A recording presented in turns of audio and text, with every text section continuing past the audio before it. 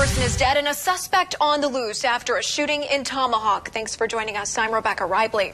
Police say it happened earlier this evening on West Mohawk Road, and that's where we find Newsline 9's Courtney Terlecki. She joins us live with the details. Courtney, what can you tell us? Athletic leaders are weighing in after a study says concussions aren't the only way to get severe brain injuries. Now, they say small hits from all impact sports can add up over time. The water was actually up above this bridge a few hours ago, and it left debris in its path.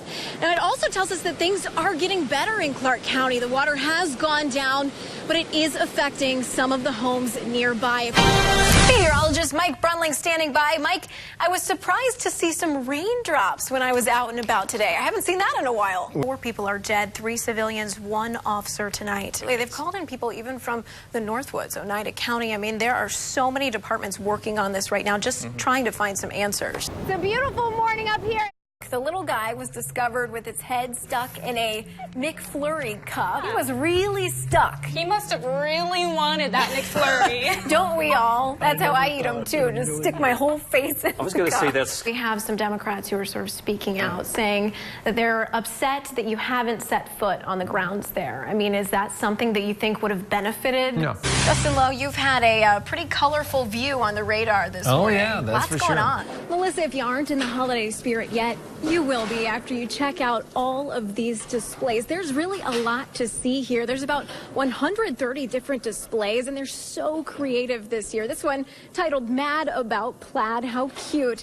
Now, as you said, the money raised from this event goes to help people during their end-of-life journey. And joining us now is Kim from the Aspirus Health Foundation.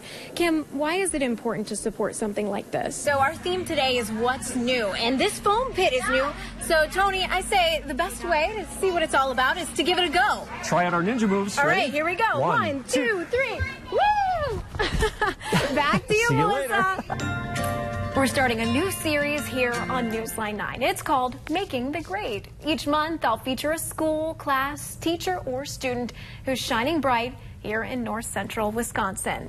In our kickoff story, we head to Portage County. As many of us know, learning can sometimes take a backseat during the summer months, but a unique program at a school in Stevens Point is changing that. Volunteers are hopping on bikes and delivering knowledge. I scream, you scream, we all scream. What kind of books are you guys interested in today? For books? It's like ice cream for your brain. Teachers have come up with a way to make sure learning doesn't have to end just because the school year does. The book cycle was started nearly 10 years ago by James Madison teachers concerned about the summer slide. Typically, kids end the school year at a certain reading level, make great gains, and then over the summer, because they don't have an opportunity to read, they start the following year taking a step back. So the idea became a reality.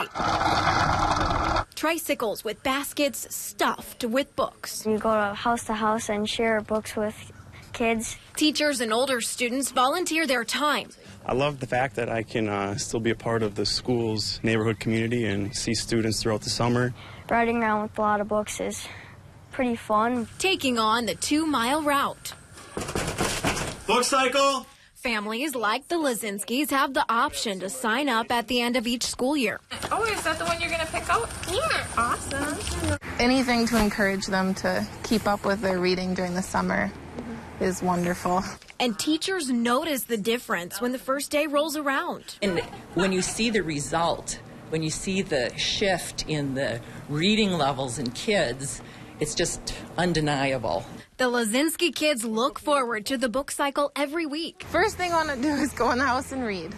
Proving James Madison Elementary School is making the grade all year long. It's really fun to see kids excited about learning, and that's exactly what happened in this story. I sat down with Walker today to talk about what's happened and what's still to come. Was there anything that you would have done differently? Any mistakes? Well, in the past, when I think being in the presidential race, I always chuckle and say if I'd done differently, I would have won. But all jokes aside, Governor Scott Walker had a busy 2016. Now he's focusing on moving forward with new Republican leaders in key roles. He recently reached out to President-elect Donald Trump for support on some Wisconsin issues.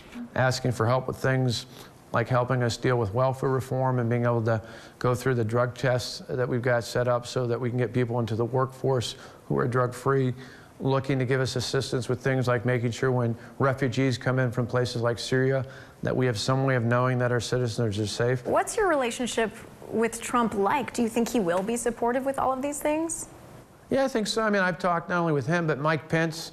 Part of the reason why I was comfortable in the end supporting Donald Trump, even though I'd been an opponent of his, was because I'm such a huge fan and a longtime friend of Mike Pence. He's probably my closest friend amongst the governors. And looking at the cabinet you just mentioned, you know, what is a role that you would be interested in taking if they were to offer you? Have you ever thought about that? Oh, sure. They suggested a whole bunch of things, and I politely told them the best thing I can do for this state and for this country is not only continue to be governor, but as the chair of the governors, to go out and help make sure the House, the Senate, the President, and the governors are all working together. A controversial problem he's facing right now, the Lincoln Hills Youth Prison investigation. So when we learned about this in detail last year about this time, we immediately took action and required the leadership of the Department of Corrections to make changes. Since then, we put in a new secretary, someone who was widely viewed by both Democrats and Republicans alike as a leader when it comes to criminal justice reform issues across the country, in John Litcher. He's been in since earlier this year, and that's helped us out tremendously. He's made staffing changes, he's made policy changes. We're not done yet, but there's been a significant improvement.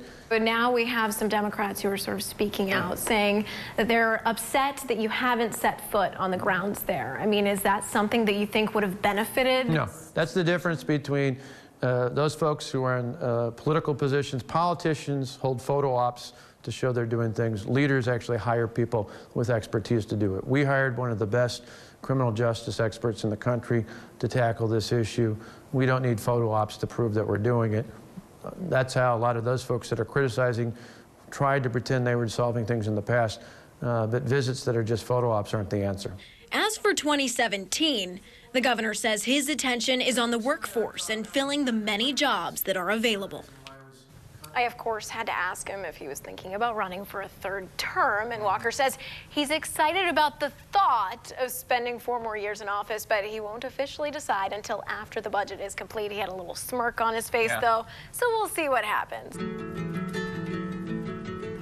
This is impressive. Walk into Mrs. Park's kindergarten classroom. So if we have 2 and 1, is that 3? And you'll find an upbeat teacher helping little ones prepare for their future. Good work. A future she wasn't sure she would be a part of a few years ago. I assumed that this was the end of my life. We all know someone affected. It kind of hit me. I looked in the mirror. I think it was because it was like I looked like I had cancer then. Whether it's a teacher in front of her class or a grandmother at home, a cancer diagnosis can shake even the strongest woman. I was diagnosed in November with lymphoma. Shelly Hoppy started losing her hair a month later. I knew how it was going to come out in clumps, and the most annoying thing was that that's what it did, and it was uncomfortable. I needed it off. A program offered in central Wisconsin is showing cancer patients they don't need hair to feel good about themselves. They improve self-image by doing some really nice things for the outside.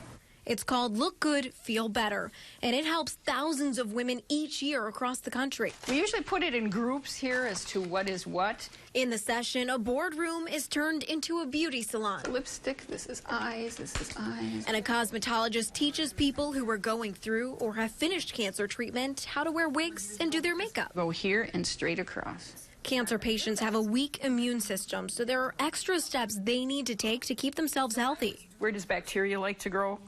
Damp, dark places. That's what this is. Cindy Bednarski is a pro. She's been donating her time to the program for more than 20 years. You feel like you're making a difference? Yes, yes. I see it. I see the difference. It started out because I had relatives that had passed from cancer, and then it got to be more personal with myself. Cindy is battling cancer. All you want to do is not let the world know you have it. You want things to be normal. When she meets with the women, things go back to normal for a little bit, and smiles are shared. Not even on Halloween. Bringing back that confidence that was taken away. It'll be kind of refreshing to go out and have some makeup on. And throughout all of my healing, that was probably the only time that we could really laugh and have fun. It's been more than a year since Sherry Parks went through the program. Now she's cancer-free and feeling beautiful. I think I appreciate things, and I appreciate my kids so much more. And while she teaches them ABCs and 1, 2, 3s, what comes after 62? There's something extra she's passing along as well. How to survive in style.